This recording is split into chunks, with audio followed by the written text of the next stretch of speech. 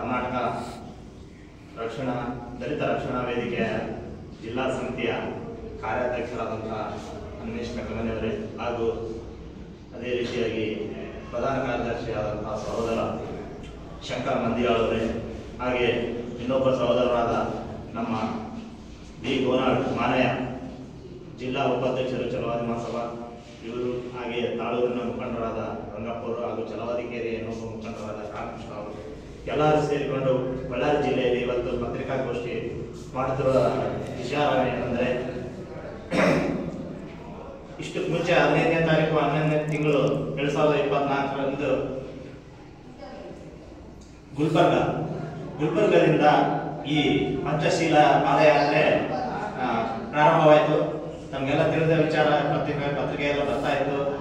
ಇದರ ವಿಚಾರ ಏನಪ್ಪಾ ಅಂತಂದ್ರೆ, ನಮ್ಮ ಇತಿಹಾಸ ಎಲ್ಲ ಬುದ್ಧ ಶಿಲಾಯುಗಗಳು ಎಲ್ಲೆಲ್ಲಿ ಇದಾವ, ಅಶೋಕನ ಕಾಲದಲ್ಲಿ ಎಲ್ಲೆಲ್ಲಿ ಶಿಲಾಯುಗ ಆಗಿತ್ತು ಅಲ್ಲೆಲ್ಲ ಒಂದು ಐತಿಹಾಸಿಕ ಸ್ಥಳದ ನಿರ್ಮಾಣ ಮಾಡಬೇಕು, ಆಮೇಲೆ ಅದಕ್ಕೊಂದು ಪ್ರಾಧಾನ್ಯತೆ ಕೊಡಬೇಕು ಅಂತಂದು ನಮ್ಮ ಕರ್ನಾಟಕ ಬೌದ್ಧ ಮಹಾಸಭಾ ಹಾಗೂ ಭಾರತೀಯ ಬೌದ್ಧ ಮಹಾಸಭಾ ಅಂತ ಎಲ್ಲರೂ ಅವರ ಅಳವಡಿಕೆಯಲ್ಲಿ ಇಡೀ ಕರ್ನಾಟಕಾದ್ಯಂತ ಅಶೋಕ ಶಿಲಾಶಾಸನಗಳು ಯಾವ್ಯಾವ ಪ್ಲೇಸ್ನಲ್ಲಿ ಯಾವ ಸ್ಥಳದಲ್ಲಿ ಇದೆಯೋ ಅದನ್ನ ಪುನಶ್ಚೇತನ ಮಾಡಬೇಕು. ಹಾಗೆ ಬೌದ್ಧರಿಗೆ ಎಲ್ಲೆಲ್ಲಿ ಎಲ್ಲಾ ಜಿಲ್ಲೆಗಳಲ್ಲಿ ಒಂದು ಐತಿಹಾಸಿಕ ಸ್ಥಳ ಅಲ್ಲಿ ಕುಂತ್ಕೊಂಡು ತಮ್ಮ ಪ್ರಚಾರ ಮಾಡೋದಕ್ಕೆ ಒಂದು ಜಾಗ ಕೊಡಬೇಕು. ಆಮೇಲೆ ಅಲ್ಲಿ ಒಂದು ಬುದ್ಧ ನಿರ್ಮಾಣ ಆಗ್ಬೇಕು ಅಂತಂದು ನಮ್ಮ ಬಂದೇಜಿಗಳೆಲ್ಲ ಪಾದಯಾತ್ರೆ ಇಡೀ ಎಲ್ಲಾ ಕರ್ನಾಟಕದ ಎಲ್ಲಾ ಜಿಲ್ಲೆಗಳಿಗೆ ಪ್ರವಾಸ ಮಾಡಿಕೊಂಡು ಇನ್ನೇನು 24/1/2025 ಬೆಂಗಳೂರು ಫ್ರೀಡಂ ಪಾರ್ಕ್ ನಲ್ಲಿ ಒಂದು ಸಮಾವೇಶ ಸಮಾರೋಪ ಅಂದ್ಕೊಂಡಿದ್ದಾರೆ. ಆ ಸಮಾವೇಶ ಸಮಾರೋಪಕ್ಕೆ